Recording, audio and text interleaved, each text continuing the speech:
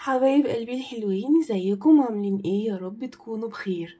النهارده فيديو جديد بقراءة جديدة، والفيديو النهارده هيكون عن الشخص القادم ليك، وخاصة للمتأخرين او المتأخرات في الزواج، او اللي بيشعروا بطاقة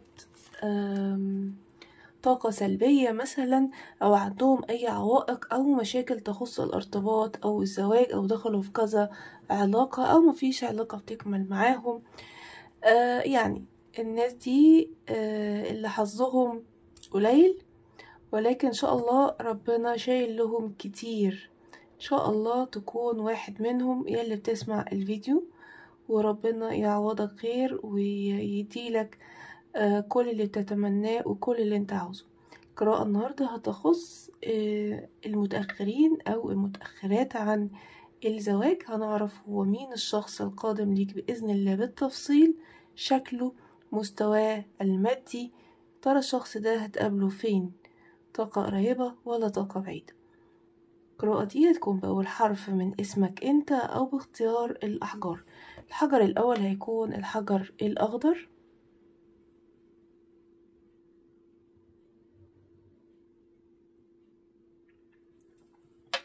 الحجر التاني هيكون الحجر الأورنج.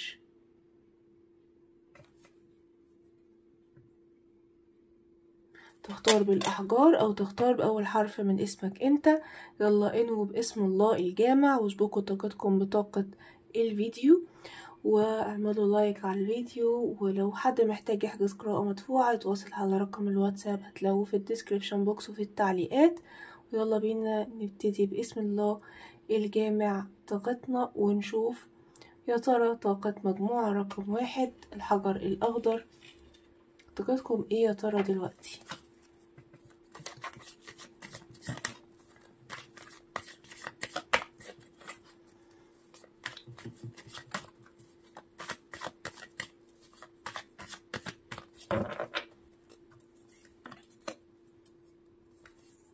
ايه ده ايه ده ما انت العيون عليك اهو. انت العيون عليك طاقة اكتر من معجب، في طاقة اكتر من معجب بيبصوا عليك، معجبين بيك، يمكن من على بعد انت متعرفهمش، ويمكن انت عارفهم وعارف ان الناس دي معجبة بيك، بس انت عندك مشكلة في الثقة مثلا، عندك مشكلة او عائق بيمنعك ان انت تاخد خطوة تجاههم، او لو هم خدوا خطوة تجاهك تلاقيك نفسك بتهرب بتبعد. يعني في مشكلة في الموضوع، بس انت عندك طاقة ناس معجبين بيك حقيقة يعني. وكمان انت رايح لطاقة اتزان وهدوء وراحة بال حلوة قوي. شايفة البعض منكم، البعض متعلق في شخص، وبسبب تعلقه في هذا الشخص هو مش عارف يجذب ليه طاقة شخص جديد. ممكن يكون شخص من الماضي، أو شخص انت بتكراش عليه ومفيش أي خطوة بيعملها تجاهك، وعلشان كده طاقتك واقفة، مفيش شخص جديد بيخش حياتك. لازم تمشي من طاقة الشخص اللي انت متعلق بيه ده. ولو انت مش متعلق بشخص فانت كده اوكي، ولكن انا بتكلم مع ناس محددة بيسمعوا الفيديو طاقتهم واصلة هنا ان هم متعلقين بحاجة ومتعلقين بشخص. طيب ممكن تكون انت مش متعلق بشخص ومفيش اي حد في حياتك او بتفكر فيه، ولكن انت متعلق بفكرة القادم ليك، او الشخص اللي، او انت بس اتأخرت في الزواج، او ليه مثلا الموضوع ده معاك مش نافع. فبرضو فكرة ان انت متعلق بمين الشخص القادم ده برضو موقف ان الشخص القادم يجيلك. سيبها على ربنا، وما تفكرش في طاقة الارتباط، او طاقة مثلا ان انت تقول انا عندي مشكلة، انا ما بقدرش ارتبط، او انا ما بقاش عندي ثقة في حد، او ما فيش حد كويس مثلا، او كل دي طاقات سلبية. وتعلق بالطاقات السلبية بيخلي ان الشخص المناسب ليك ما يجيلكش. انت حاول ان انت تعمل جذب من الكون للشخص المناسب ليك، تمام؟ اكنه قصادك، كلمه وقول له تعالى انت فين، انا عاوزك بمواصفات كذا، مواصفات كذا، اللي انت عاوزه كله قوله، وان شاء الله ربنا هيحقق لك اللي انت عاوزه، وترددات الكون هتبعت لك الشخص اللي انت بتدور عليه حتى لو فين. تمام. فانا شايفة ان انت رايح لطاقة توازن واعتدال، وشايفة طاقة بدايات جديدة وحرية وطاقة اطمئنان داخلك بإذن الله يا مجموعة رقم 1. انت حاليا يمكن لسه ما وصلتش لطاقة الاعتدال دي، بس انت خلاص داخلها. وعلى فكرة انت عندك ارتباط او عندك حاجة قريبة ان شاء الله، في حياة هتتغير، في وضع اجتماعي هيتغير، مثلا من طاقة انك سنجل لطاقة مثلا انك متزوج او حاجة، لان في طاقة تغييرات داخلة في الطاقة بتاعتك الحالية. فانت خلاص يعني ان شاء الله خير. عندي برج الحمل مسيطر. تعالوا نشوف مين الشخص القادم لمجموعة رقم 1. ايه اللي بيميز الشخص ده؟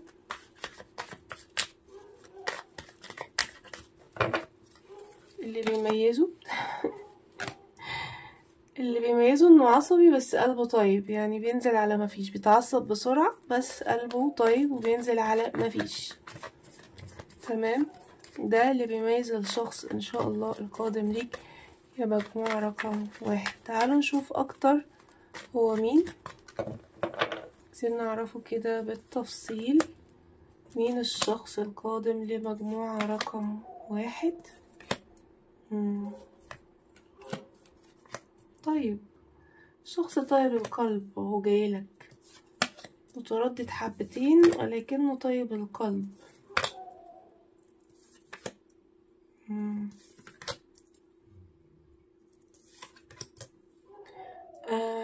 طيب ماشي، خلونا كده نقول الأبراج اللي طلعت الأول. برج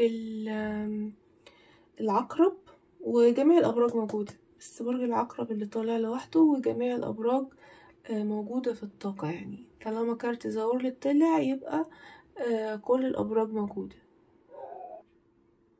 تعالى كده ناخد برضو كروت توضيحات.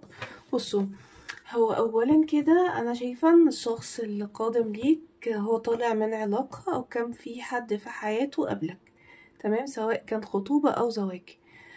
في حد في حياة هذا الشخص وانفصل عنه وخلاص الموضوع انتهى، بس انت تبقى عارف ان هو كان منفصل. طيب، اولا هو انسان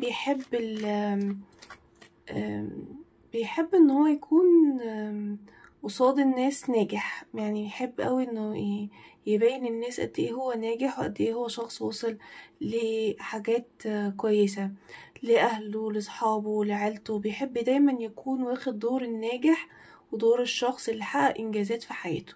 طيب، كمان هو إنسان حساس جدا، يعني بيتأثر يعني أقل كلمة بتأثر فيه، وبيحس بطريقة رهيبة. ويعني ايه الطريقة رهيبة؟ يعني ممكن كلمة ما بزعلش حد ممكن هو يزعل منها، فانت بقى خد بالك بقى من الشخص القادم ليك ده، بيزعل بسرعة.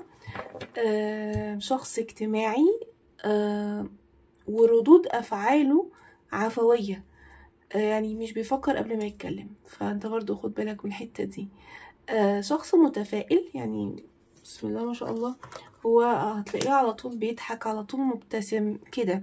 وعلى فكرة هو خفيف الظل، يعني تلاقيه بيقول نكت، بيحاول ان هو يدي كده جو من المرح في اي قعدة. هو شخص متفائل وخفيف الظل، وكمان شخص منسجم مع حياته، وبيحب ان حياته تكون منسجمة، او الشخص اللي يكون في حياته يكون منسجم معاه. كمان هو شخص منفتح. ده عنده معجبين برضو، الشخص ده عنده معجبين، عنده اكتر من حد برضو حواليه معجب بيه. يعني انت عندك معجبين، هو عنده معجبين، ولكن انتوا الاتنين اللي هتلاقوا بعض. كنت بقول لكم الشخص ده منسجم ومنفتح. ممكن نقول ان هو صارم بعض الشيء في امور محددة، ولكن هو كطبيعته او كشخص هو شخص دبلوماسي، شخص مرن، ويكره العنف. الشخص ده ما بيحبش العنف خالص. شخص دبلوماسي جدا على فكرة. زي ما قلت لكم هنا اكتر حاجة بتميزه او اكتر حاجة يعني تبان عليه انه بيتعصب بسرعة وبس بعد كده بيهدى، بيكون كده هادي وجميل. قلبه طيب. هو شخص أنيق، يعني دايما هتلاقيه بيلبس حلو، منسق في لبسه. آم، مم. عنيد شوية. برضو هنا الكارت ده بيقول ان هو كسر قلبه قبل كده في علاقة سابقة، يعني كان فيها بس انفصل عن العلاقة دي خلاص. بس على فكرة بالرغم انه انكسر قلبه، الشخص ده بيتنازل عشان اللي بيحبه، يعني من الناس اللي تتنازل وتيجي على نفسها علشان خاطر اللي بيحبه. شوفوا بقى ده. آم، شخص عنده ذوق وعنده فكر وتفكيره حلو كده وسلس، وتقدر ان انت تستشيره وتاخد رأيه في حاجات كتيرة في حياتك. وشخص بيحب ان هو يكون المبادر، فلو الشخص ده في حياتك اوعى انت اللي تبادر، خصوصا طبعا لو انتي امرأة. ما تبادريش، خلي الشخص ده هو اللي يبادر. ولكن لو انت رجل، لا طبعا اكيد يعني تبقى انت اللي بتبادر برضه. لان بتكلم لو انتي امرأة، ما تبادريش مع الشخص ده، هو يحب ان هو اللي يبادر ليكي، هو اللي يتعب، هو اللي يعمل. ف دي مواصفات عن الشخص القادم ليك بإذن الله، سواء رجل أو امرأة. تعالوا نشوف الشخص ده مواصفاته الشكلية. شكله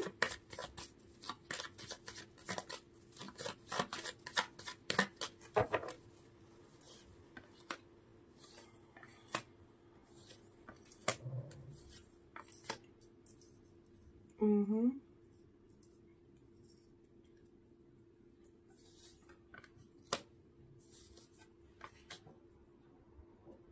لا الشخص ده هتحسي كده انه تعابيره وملامحه بتتكلم عن اللي جواه.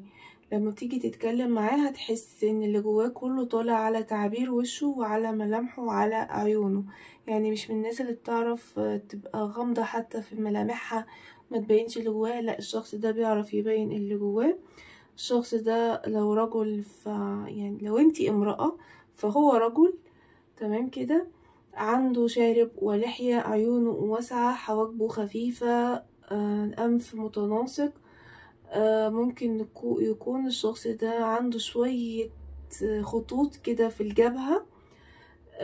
ولو انت رجل فهي امرأة شعرها قصير مش طويل، وهي كمان طولها متوسط أو قصيرة، رفيعة، عينيها واسعة، ضحكتها مميزة، عريضة، يعني عندها كتاف عريضة. لو رجل برضو فهو عنده كتاف عريضة. ولكن بالنسبة لمواصفاته الشكلية انت هتكون راضي تماما، ويكون الشخص اللي انت بتحلم بيه وبتتمناه بالنسبة للشكل. هنا بتكلم على ناحية الشكل. طيب تعالوا نشوف يا ترى الشخص ده ممكن يكون بيشتغل ايه.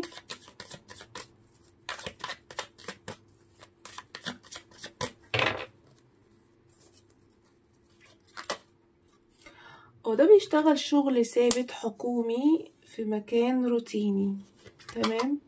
او بيشتغل حاجة فيها بيسافر، او هو حاليا مسافر وبينزل اجازات مثلا لبلده.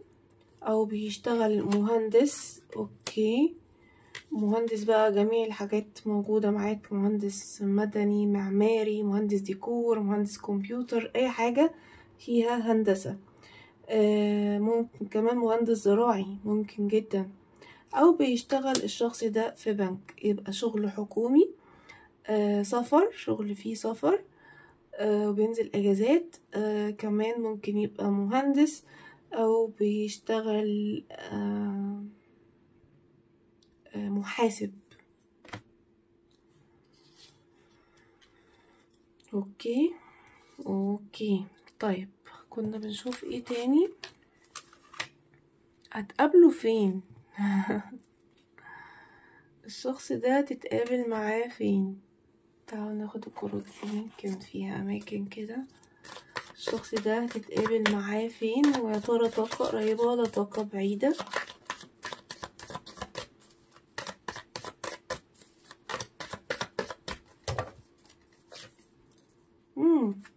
بص، الشخص ده ممكن تتقابل معاه في حفلة، في ندوة، في مؤتمر، في مكان فيه تجمع من الناس، في ماتش كورة مثلا،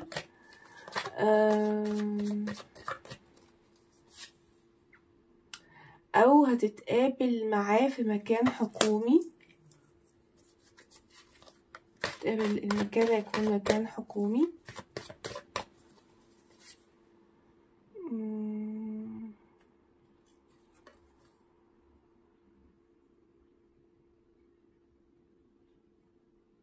شايفة هنا طاقة مكان مفتوح. يعني ايه مكان مفتوح؟ يعني كافيه مثلا، وتشوف الشخص ده هناك في مكان مفتوح، يحصل ما بينكم صدفة، كلام، حاجة. كمان ممكن تبقى حديقة، اي مكان مفتوح open air. ممكن كمان حفلة، ماشي، حفلة وتكون الحفلة دي open air، يبقى انت خدت الاتنين دول. ممكن تشوف الشخص ده في الجيم او تتقابل معاه في الجيم.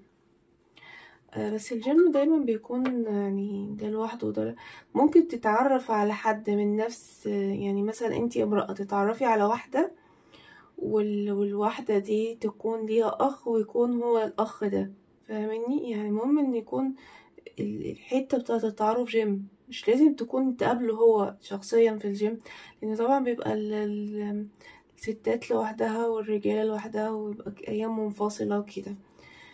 اوكي. طيب، هل الطاقة قريبة؟ الشخص ده هيجي المجموعة رقم 1، هيتقابلوا، هيخش طاقته طاقة قريبة ولا طاقة بعيدة؟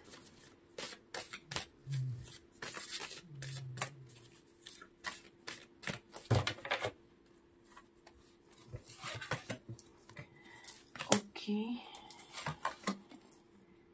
لا ده طاقة قريبة ان شاء الله. طاقة قريبة وتتقابل مع هذا الشخص ويكون في طاقتك وفي حياتك موجود.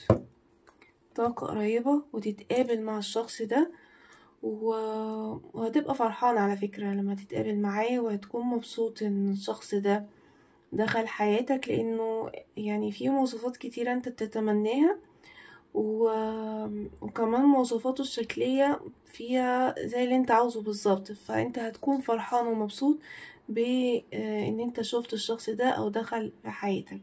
طبعا كارت ذا وورلد موجود كتير، وطبعا ده يعني كل الطاقات الابراج موجودة معايا في مجموعة رقم 1. تمام.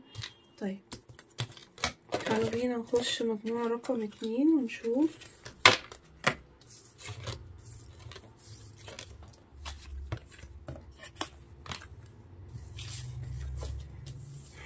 شكرا. مجموعة رقم 1، تعالوا بينا نشوف مجموعة رقم 2. الحجر الأورنج.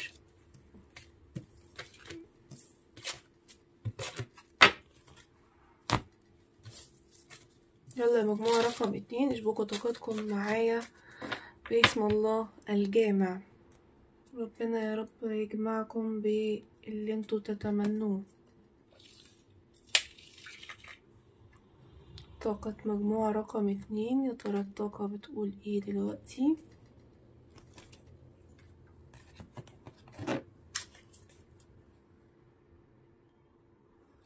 طاقة مجموعة رقم 2.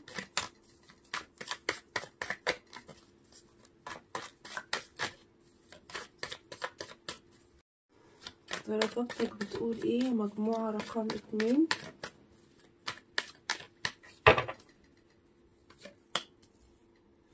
شايل مسؤولية، شايل هم، شايل حمل حد، شايل مسؤولية نفسك مثلا، او شايل هم او حمل حد. في حد انت زعلان معاه، او في بينكم خناقة، في بينكم مشكلة، في بينكم صراع، ممكن صحابك من اهلك، قرايبك، ايا كان، في حد انت زعلان منه الفترة دي. كمان شايفة مجموعة رقم 2، انت بتفكر في شخص لبعض الطاقات، مش لازم ليكوا كلكم. في شخص انت بتفكر فيه، شخص انت انفصلت عنه، شخص انت معجب بيه. المهم ان في شخص في بالك وفي دماغك، ولما انا بقول دلوقتي هو ده اللي جه في بالك بالظبط. طالع في الطاقة بتاعتك، يمكن العلاقة بينكم محتاجة تضحيات، فيها عوائق أو فيها مشاكل، وانت بتفكر يا ترى العلاقة هتتظبط ولا مش هتتظبط، ولا هنعمل ايه بالظبط.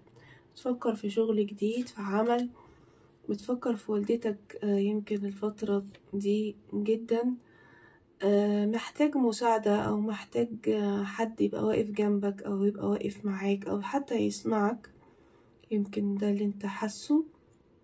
عندك طاقة لا مبالاة لكل حاجة حواليك، ده جوز ماشي، ده خطب ماشي، ده خلف ماشي، ده نجح ماشي، كل حاجة بقيت تاخدها ماشي. بقى عندك طاقة لا مبالاة، ما بقتش يعني عندك كده طاقة شغف وطاقة ان انت باصص للمستقبل وللحياة. لا بالعكس، انت عندك طاقة لا مبالاة، انت زهقت، عندك طاقة زهق ولا مبالاة. انت انسان بتحب من قلبك بجد، ومستني فرصة كويسة، مستني شخص كويس يخش حياتك، ولكن ما بتلاقيش. ممكن تكون انت من الناس اللي عندك عوائق او حاسس ان انت في مشاكل تخص موضوع الارتباط ده، وبتقول هو الموضوع ده مينفعش معايا ليه مثلا، في ايه؟ او كل اللي انا بتقابل معاهم ناس مثلا سامة، علاقات توكسيك، علاقات ما بتكملش، اشخاص فيها مشاكل ما تقدرش ان انت تتحملها. فانت يمكن كل حد بتخش في حياته وبيخش في حياتك بتلاحظ فيه حاجة وبتبعد، او انت من الاشخاص اللي ممكن لحد قرب منك مثلا يتكلم معاك او معجب بيك تبعد برضو، انت مش عارف انت بتعمل كده ليه. بتهرب من العلاقات وعاوز تتجوز عن حب، يعني فاهمين انتوا الحتة دي؟ انت في الطاقة دي انت عاوز شخص يكون بيحبك وكمان يبقى في بينكم علاقة رسمية، يعني ما يكونش بيحبك وتكون علاقة ارتباط بس، لا يكون بيحبك وفعلا يعمل خطوة جدية علشانك. ممكن تكون اتقابلت مع شخص بتحبه وبيحبك ويعمل خطوة جدية علشان وما عملش خطوة جدية علشانك، وممكن تكوني اتقابلت مع شخص مش بتحبه او مفيش مثلا اعجاب بيه، ولكن الشخص ده عاوز يعمل خطوة جدية، فانت حاسس بتقول وانا اللي حبه ما بيجيش، واللي انا مش حبه بيجي، وايه اللي بيحصل؟ انا ايه اللي بيحصل لي ده؟ او ايه ليه كده؟ يعني في انا في طاقة دي ليه؟ انا شايفة ان انت حاليا عندك لا مبالاة لكل حاجة بقى، حتى لو في حد معجب بيك انت عندك لا مبالاة تجاهه. قلت انا مش هعمل اي خطوة تجاه اي حد، ومش هستنى حاجة ومش هعمل حاجة، انا واقف في مكاني، واللي عاوز يكون في حياتي يجي في حياتي. دي طاقتك، او ده اللي انت بتشعر بيه، او ده اللي انت بتحسه. على فكرة انت شخص عندك طاقة روحانيات عالية، والتفكير كتير جدا في بالك وفي دماغك الفترة دي، بتفكر كتير قوي، دماغك مشغولة من كتر التفكير في المسؤوليات اللي عليك وفي حياتك وفي علاقاتك سوري، حركت الكاميرا، وفي من القادم ليك والكلام ده كله. انت يعني دماغك مشغولة، دماغك مشغولة في كل حاجة يعني يعتبر.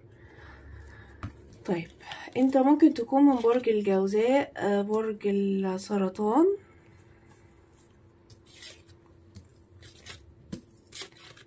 برج العقرب، ممكن كمان برج الميزان. تعالوا بينا نشوف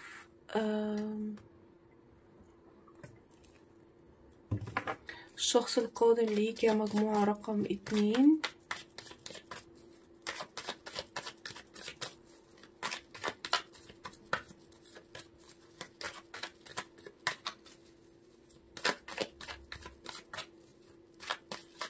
ايه اكتر حاجة بتميز هذا الشخص؟ الله، ده حاجة جميلة قوي. مجموعة رقم 2، بسم الله ما شاء الله. اكتر حاجة بتميز هذا الشخص انه شخص ثري، شخص معاه فلوس، مستريح، وانه شخص مميز، ويمكن هيبقى زوجك المستقبلي ده غير مثلا أزواج أصحابك، قرايبك، اخواتك. يعني هو هيكون مختلف، شخص مختلف، وهيكون ثري مستريح جدا ومختلف. يمكن ربنا بيأخر علشان شايلك حاجة حلوة قوي. ده التعويض الإلهي، التعويض الإلهي اللي جاي لك ده. مجموعة رقم 2، تعالوا نتعرف عليه أكتر.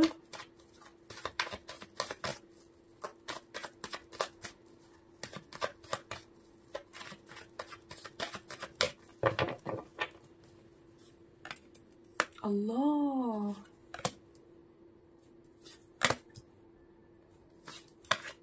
اوكي، مش مشكلة.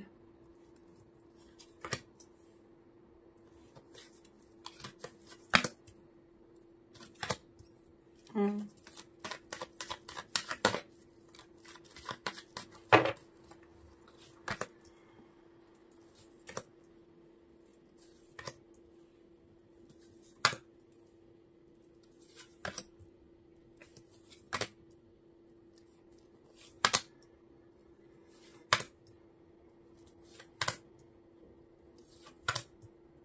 حلو، هقول لكم الابراج اللي طلعت برضو في الاول.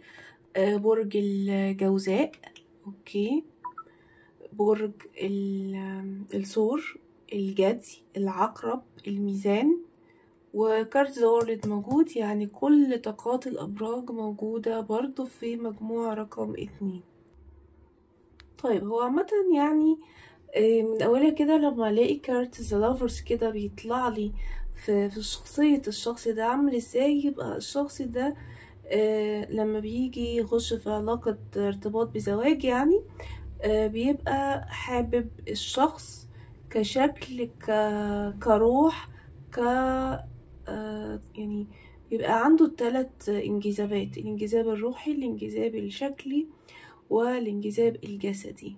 تمام، فهو شخصيته كده. يعني هو بيحب التوافق وكل حاجة، ويحب ان هو لو دخل في علاقة زواج يكون منجذب للشخص ده كده. يعني ما يعرفش يتجوز جواز مفهوش حب، مفهوش انجذاب، مفهوش يعني بمجرد مثلا انه علاقة كويسة او شخص كويس، لا ما يعرفش ده خالص. هو شخص جريء فضولي، طبيعته منفتحة، عقله فضولي. يعني الشخص ده تلاقيه بيدق في كل حاجة، وعنده فضول في كل حاجة، وعايز يعرف كل حاجة كل حاجة. وهتلاقيه بيراقب كتير على فكرة. الشخص ده لو هو حاليا في حياتك فهتلاقيه بيراقبك كتير. وشخص بيحب التواصل مع الناس، يعني ما بيحبش انه يكون لوحده، لا بيحب التواصل مع الناس. كمان هو بيحب الحرية، بيحب الاستكشافات، عنده روح القائد. يحب انه يكون القائد، انا القائد وانا اللي اقول انا هروح فين. هو كده. هو هتلاقيه دايما بيحب كل حاجة غريبة وكل حاجة غامضة، بيحب ان هو يستكشفها. عايزة اقول ان هو هنا لبعض الطاقات منكم الشخص ده برضو في طاقة انفصال، طالع من علاقة خطوبة او زواج. يعني مش هتبقى انت مثلا اول واحد مثلا في حياته، لا الشخص ده يكون كان فيه قبلك ومنفصل عن الشخص ده برضو بانفصال مش حلو، انفصال سيء يعني وجعه. هو شخص حساس على فكرة، ولكن ما بيبينش ده. يعني في ناس بتبقى حساسة ويبان عليها، ده حساس بس ما بيبينش حتة الحساسية اللي عنده. وكمان في حتة ان هو سريع الغضب، يعني اقل حاجة بتخليه يغضب.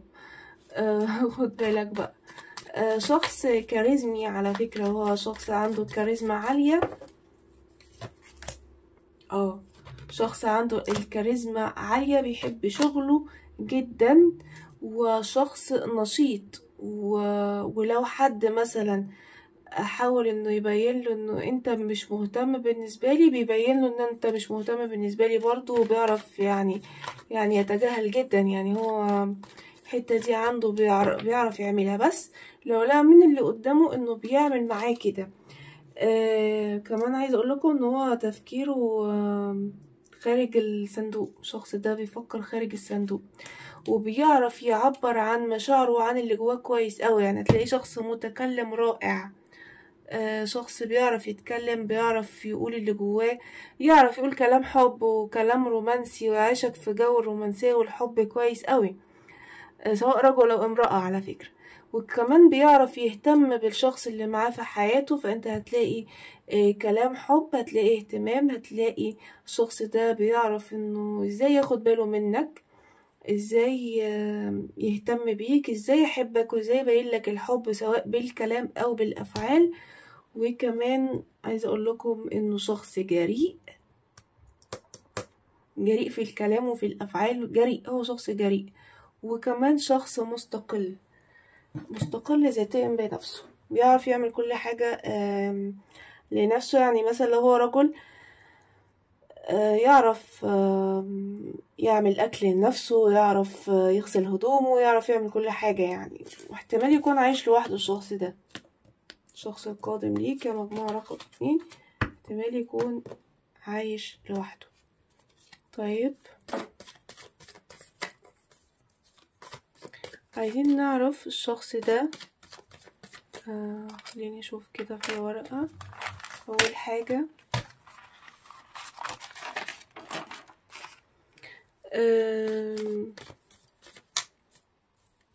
شكله،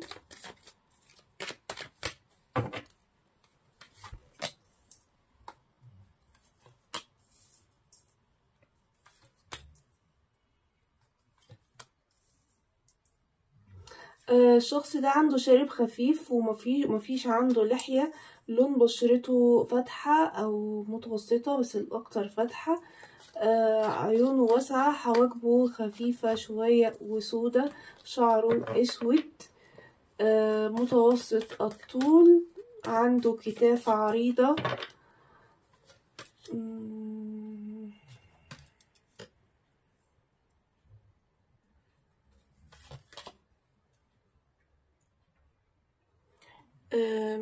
فم عريض برضو أو واسع شوية، يعني في شفايفه مليئة. ممكن نقول لو هي امرأة فهي شعرها اسود وطويل. اوكي، شعرها اسود وطويل ولون بشرتها متوسطة وعينيها سودة. تعالوا نشوف. طيب يا ترى الشخص ده بيشتغل ايه؟ مستواه المادي طبعا احنا قلنا الكينج اوف بنتكلز مستواه المادي شخص ثري رائع يعني. لكن تعالوا نشوف بيشتغل ايه او ايه مجال شغله. شايفة انه ممكن يكون ضابط الشخص ده، ممكن كمان يكون بيشتغل في مجال هو في سلطة، زي وكيل نيابة، زي محامي مثلا ومستشار، قاضي، حاجة ليها علاقة بالقانون. كمان ممكن يكون شخص مشهور معروف.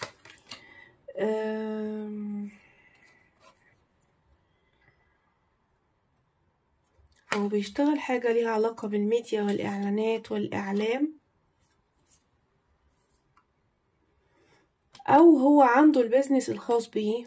وهو أيا كان بقى هو ايه البيزنس، بس هو عنده البيزنس الخاص بيه، شغله يعني هو اللي عامله، هو اللي مؤسسه. شوف لكم كده حاجة تاني.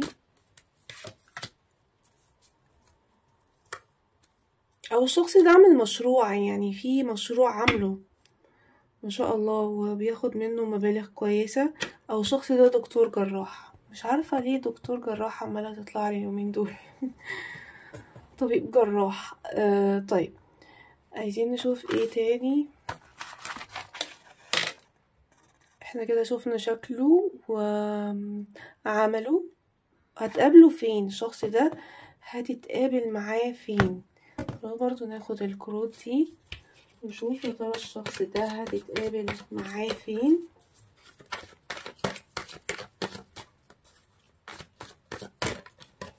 مكان المقابلة ايه ده غريبة مكان المقابلة. بص يعني شايفة انه ممكن تتقابل مع الشخص ده وانت رايح في مكان مثلا راكب اسانسير، يعني طالع على سلم هو نزل على سلم، تتقابل معاه وتتكلم معاه ازاي ويبقى في بينكم لقاء، هو ده اللي موجود. ممكن تشوف الشخص ده او تتقابل معاه في حفلة كتب كتاب مثلا، عقد قران، او في مكان ديني. احنا داخلين اهو على رمضان ونصلي التراويح. او تتقابل مع الشخص ده في مكان شغله، خصوصا لو هو محامي او حد ليه علاقة بالقضاء او بالقانون، وانت مثلا عندك مشكلة هناك او حاجة، وهتتعرف على الشخص ده هناك في المكان ده.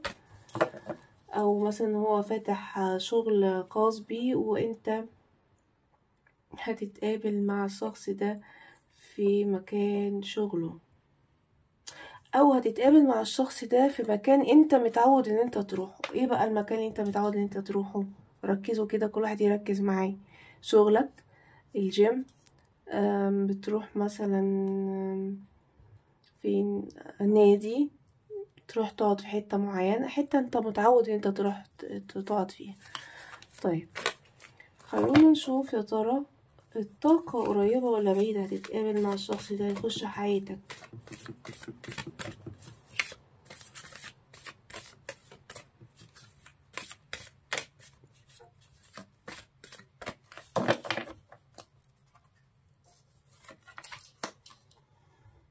الله الله، انت داخل في طاقة استشفاء هايلة الفترة الجاية ان شاء الله، وهتحس ببالانس وتوازن في حياتك، وهتتقابل مع الشخص ده لما تخش طاقة الاستشفاء والبالانس اللي في حياتك وتحس بطاقة راحة، انت مرتاح. حاول ان انت تبعد عن الطاقات السلبية وتجلب ليك الطاقات الإيجابية، والشخص ده داخل في حياتك أول ما تحس بطاقة الاستشفاء وطاقة الاعتدال، تبقى مرتاح كده، تبقى حاسس ان انت مرتاح، حاسس ان انت حياتك فيها بالانس، مطمن، فرحان، مبسوط، مش همك حاجة، ما بتفكرش في حاجة، مش شايل هم حاجة. حاول تبعد عن كل الطاقات السلبية وتجلب ليك الطاقات الإيجابية، والشخص ده تلاقيه دخل في حياتك، بس إن شاء الله داخل قريب، أول لما يبقى انت في طاقة اعتدال وتوازن مع نفسك. طيب انا كده خلصت القراءة، يا رب تكون القراءة عجبتكم وانطبقت معاكم. ما تنسوش اللايك والسبسكرايب لو انتوا اول مرة تشوفوني، ولو حد محتاج يحجز قراءة مدفوعة يتواصل على رقم الواتساب، هتلاقوه في الديسكريبشن بوكس في تعليق المثبت الاول. شكرا لكم، باي باي.